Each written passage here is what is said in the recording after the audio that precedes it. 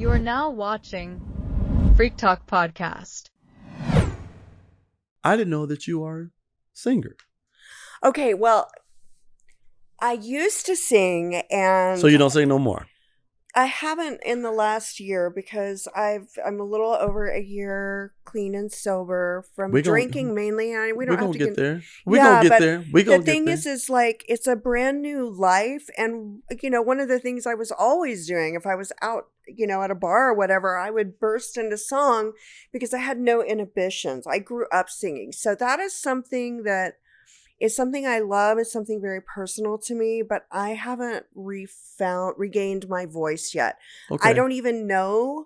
And it's very personal because there's no sauce in me to kind of make me loose. You know what I mean? It's that's some sauce. All right, I mean, you kind of have to relearn how to have your own personal sex life and a lot of things too, But here's how I know that you know about singing. You said that I haven't had my voice. I haven't found my voice again yet. It's partially about the truth and expression too, because singing is a very it's super intimate. I think it's more intimate than being for someone who sings from the heart.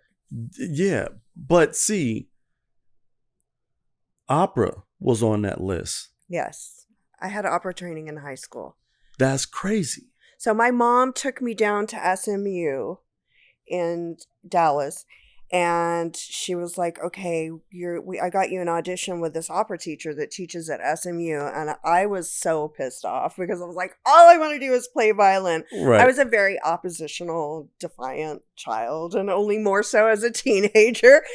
So my deal with her was, okay, well, I'll audition for this opera teacher if you also secure me an audition with a violin teacher. Now, I had never held a violin, but I audiate, okay? When I was in school, I would be hearing symphonies in my head, and I would listen on my Sony Walkman to just symphonies, and I had all these pieces memorized. And so I was just sure that when I finally touched that violin, because you were going to be amazing at it. I was just going to, it sounded like I was strangling a cat. They all knew what they were doing. They went through with it. I was disgusted with myself, and now I wouldn't be, but I was. I was very. When you're young, you want to overachieve. Did you ever see Sesame Street growing up? Like the old Sesame Street with the piano player that would get really frustrated and bang his head on the keys. Of course, it doesn't sound right. That was me. They couldn't even play stuff like that anymore because they're like, oh.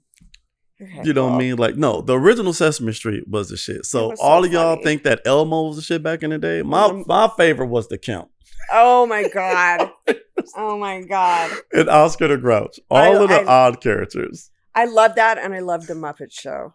The Swedish Chef was my favorite. What? Okay. I want to do a Swedish Chef skit with Puma Swede because, I would just get... Swede. I'll be the chicken she can herd to put the chicken in the pot with me. That girl's funny. Okay. Yes, she is. She's my favorite. So